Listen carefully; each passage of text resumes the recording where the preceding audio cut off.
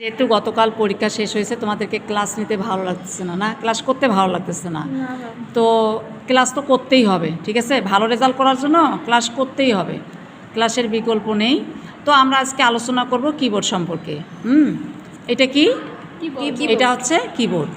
তো কিবোর্ডে কি থাকে? কতগুলো কি থাকে, কতগুলো কিতে বা বাটনে বিন্যস্ত থাকে, সাজানো থাকে। হ্যাঁ, তো কিবোর্ডের একবারে উপরে দেখো এই যে F1 থেকে F12, এই 12টি কিকে কী বলে? ফাংশন কি। এই 12টি কিকে কী বলে? ফাংশন কি। তারপরে ওটার নিচে এই দেখো 1 থেকে একবারে 0 পর্যন্ত এই সংখ্যাগুলো রয়েছে, এই সংখ্যাটিকে কি বলে? এই বারটিকে এই বারটিকে বলে লজিক্যাল বা নিউমেরিক কি।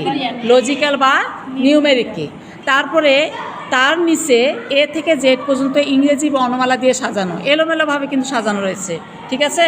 এ থেকে জেড পর্যন্ত যে ইংরেজি বর্ণমালা 26টি এলোমেলোভাবে সাজানো রয়েছে, এটিকে বলে অ্যালফাবেটিক কি।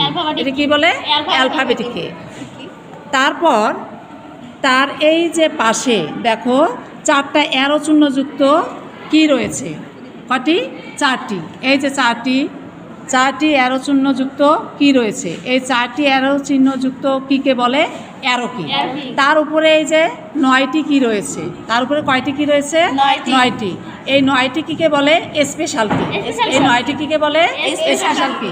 তার ডানে দেখো আবারও এই যে সংখ্যা রয়েছে না, 1 থেকে 9, মানে 1 থেকে 9 পর্যন্ত, এটাও কিন্তু নিউমেরিক বা লজিক্যাল কি, মানে এটা দুই সাইডে রয়েছে, দেখো না এর আগে এই যে উপরে অ্যালফাবেটিকের উপরে, আবার পাশে ডানে।